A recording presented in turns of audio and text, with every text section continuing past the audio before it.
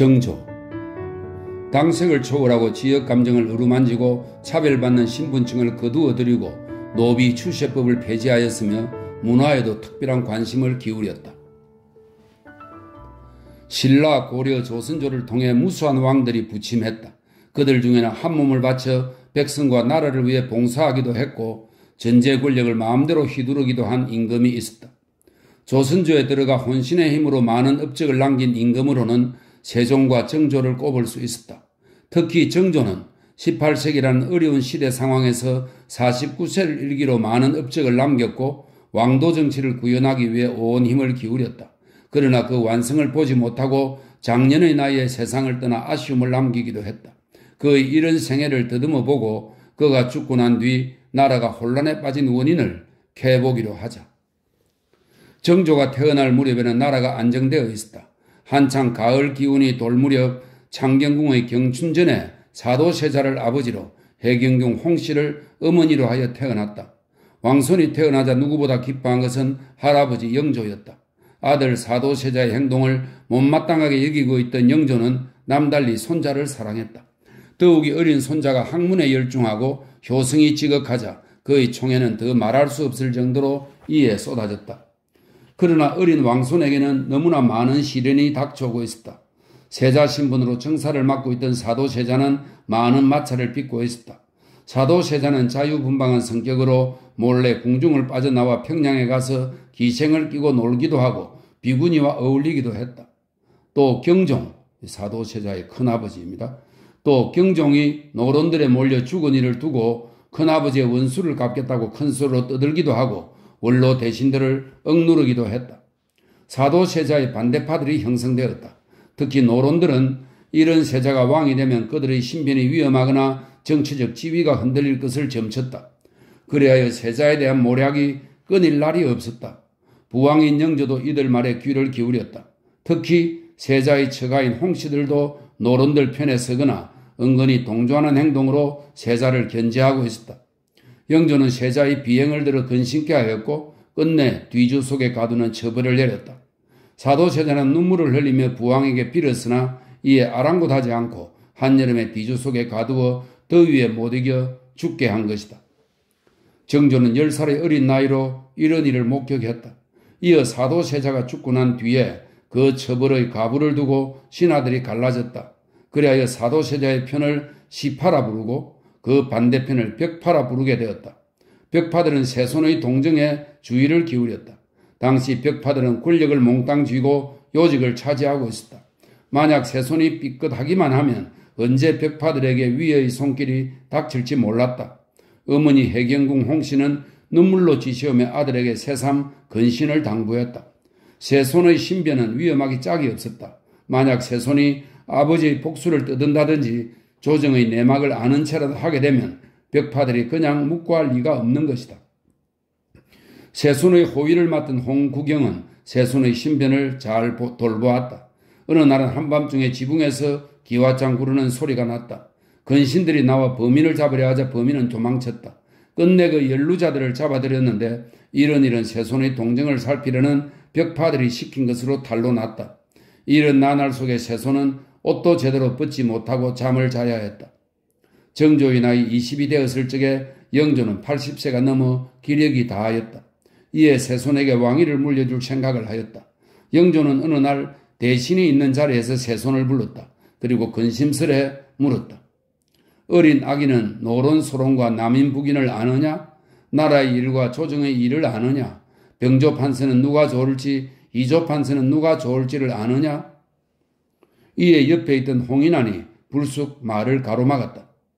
동궁은 노론 소론을 알 필요가 없으며 이조 판서 병조 판서에 누가 좋은지를 알 필요가 없으며 조정의 일은 더욱 알 필요가 없나이다. 이런 참담한 말이 어떻게 나올 수가 있었던가. 영조와 세손을 여지없이 깔보는 말이었다. 더욱이 홍인환은 세손의 외가 아저씨뿔 내는 처지였다. 이때 세손은 아무 말을 내지 못하고 물러나왔다. 이것이 유명한 삼불필지설이다. 어쨌든 이때 세손은 23세의 나이로 대리청정의 일을 맡아보았다. 이때도 홍인환과 영조의 외손인 정후겸 등은 세손의 대리청정의 조치를 힘써 막으려 했고 대리청정이 단행된 뒤에도 끊임없이 방해와 감시를 늦추지 않았다. 참으로 위험스러운 시기였다. 다음에 영조는 83세로 바람 많은 생애를 마쳤다. 그리고 정조가 즉위했다. 영조가 고령이었고 사도세자가 비명에 갔고 어린 세손이 장성하여 끝내 왕위에 오른 것이다. 정조가 왕위에 올라 첫 번째로 한 일은 아버지를 추존하는 일이었다. 그는 사도세자를 장헌세자로 받들고 이어 벽파인 홍인환, 정후겸 등을 귀양 보냈다.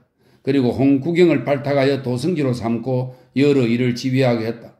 세손으로 있을 적에 조용히 마음속으로만 생각하던 일을 하나하나 실천에 옮겨나가기 시작했다. 그는 일단 반대 세력을 제거하고 난 뒤 규장각의 설치를 서둘렀다. 그리고 많은 책들을 거두어 수장케 하고 역대 왕들의 문적들을 수집케 하여 보관하였다. 뿐만 아니라 이곳에 그의 근신들을 배치했다. 당시 명망 있고 재주 있고 잘못된 현실을 바로 잡으려는 젊은 인사들을 모은 것이다. 각신이라는 이름의 이들 근신들에게는 후한 녹봉을 주고 하루 종일 규장각 연구에 몰두하게 했다. 때때로 정조 자신의 몸소 그들과 날이 새는 일도 모르고 대화를 나누어 시정의 덕실과 학문을 논했다. 또 서자 출신으로 재주 있는 인사들을 금서라는 이름으로 모아들여 그들의 학식을 정사에 이용했다. 이렇게 규장각에 근신을 배치하고 남달리 총애를 쏟자 대신들은 불만을 토로했다. 그러나 정조의 뜻은 깊은 데에 있었다. 당파 인물들에 의해 정사가 그릇되고 왕권마저 흔들리던 지난 사실을 익히 알고 있던 정조는 그의 신임 세력을 기를 필요가 있었다.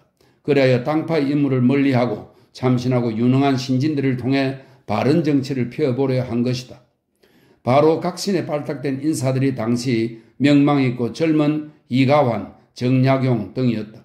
특히 정약용에게 쏟은 정조의 관심은 특별한 것이었다. 때때로 책을 내려 읽게 하고 그 깊이를 시험하기도 하고 시골 수령으로 보내 지방 실정을 알아오기도 하였다.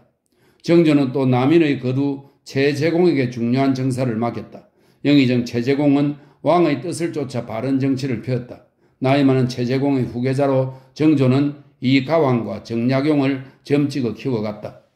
한편 그를 끊임없이 보호하던 홍구경이 세도를 부리자 이를 제거하여 조정을 맑게 했고 서자 출신의 박재가를 곁에 두고 그의 재주를 늘 아꼈고 소외되던 서북 출신의 이응거를 등용하여 한성 판륜을 삼기도 했다.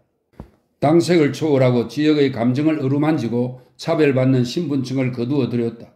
또 노비들이 도망가는 사례가 늘어 이를 잡으려는 일들이 벌어지자 이에 대한 노비 추세법을 폐지하였고 관리들의 부정이 횡행하자 지방 수령들에게 실정을 알리라고 하여 이를 바로잡는 데 많은 힘을 기울이기도 했다.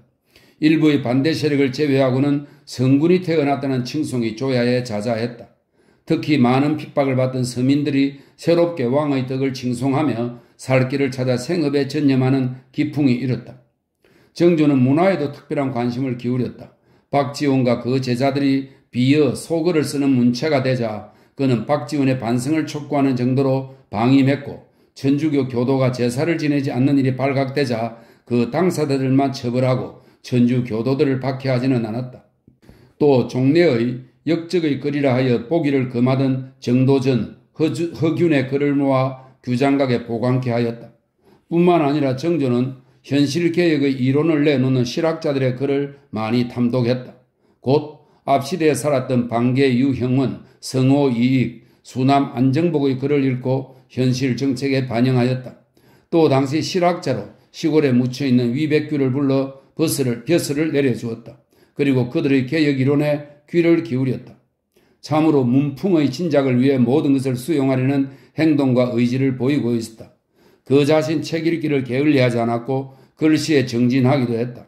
특히 정조는 도장에 많은 노력을 기울였다. 그는 많은 도장을 손수 새기기도 하고 나무나 돌 따위 여러 재료로 도장의 모양을 바꾸어 보기도 했다. 그의 취미생활은 술 따위에 탐닉하는 것이 아니라 이런 도장파기에 전념하면서 심신을 수양했던 것이다. 그가 판 도장은 규장각의 책들에 찍혀 오늘날도 그 모습을 전해준다. 그는 한많은 어머니를 공대하기에 하루도 게을리함이 없었다. 또 수원에 있는 아버지의 능을 철따라 참배하며 지극한 효성의 모범을 보였다. 정조가 수원의 능행에 오를 적에 한강에 놓은 배다리는 유명한 얘기로 전해진다. 정조가 가장 신임하던 최재공이 세상을 하직하자 그는 인생의 무상을 새삼 느껴 곧잘 감상에 젖었다. 또 앞으로 중용할 내심으로 키우던 정약용도 천주교 사건에 연루되어 사직을 하고 마제의 집으로 돌아가 있게 되자 그의 쓸쓸함은 더했다. 그리하여 정조는 정약용의 집에 책을 보내기도 하며 곁을 떠난 신하를 그리워했다.